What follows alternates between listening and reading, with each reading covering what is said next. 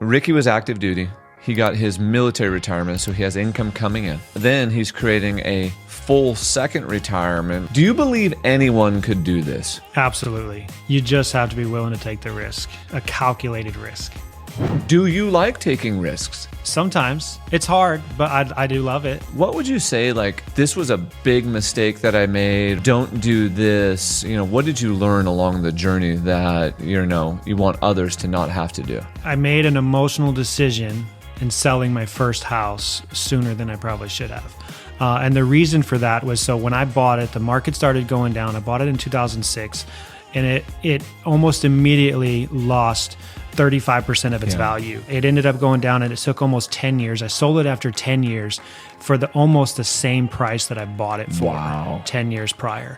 And so what happened though is, because I sold that in 2017, if I would have waited even until 2019, that value would have increased and I actually would have made money on my investment. But because I had spent so many years in the downfall on that house, when it got back up to a value that I could walk away with just a little bit of cash, I was done with it, and I wanted to be done with it. And I should have not made an emotional decision, held on to that as an investment and made more cash later on. Now that house is probably worth 3 times what I sold it for. Yeah. One of the things that I want our listeners to hear, and thank you all for tuning in, hanging out with us, like, subscribe, comment, connect with us. We really appreciate it, is the wisdom right there. The wisdom is, and we all fall victim to this. I've fallen victim to this. Everyone does. It's not just Ricky. We get to an emotional point where we're worn out, tired of dealing with it. I don't want to go clean it again because the tenant did something. I don't want to deal with it. When the reality is I'm not making a good return. Part of real estate is waiting. So we buy real estate and wait. This is a get rich slow program.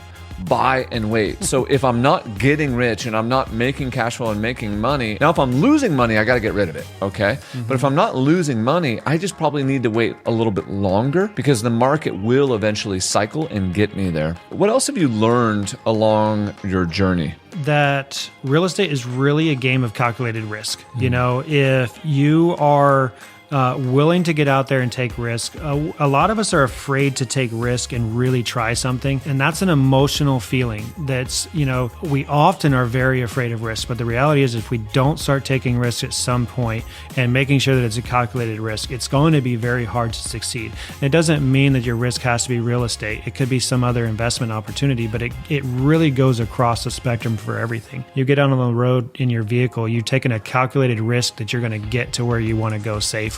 And you can do the same thing with real estate, is you just make a calculated risk and just, become good at it.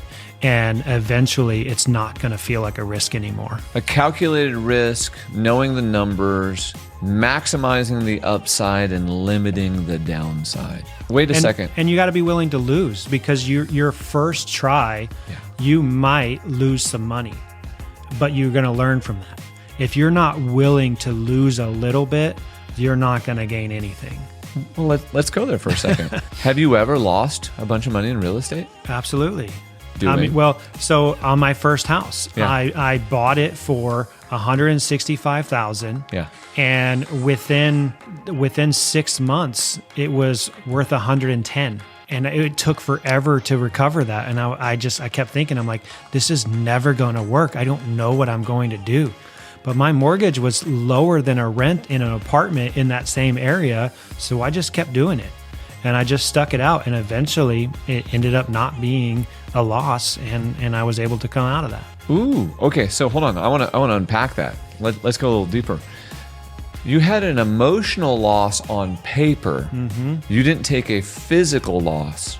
Right. And so the emotional loss, because that was during the Great Recession when everything went down. And you said, you know what? The smarter thing, and notice our listeners how Ricky has said that multiple times.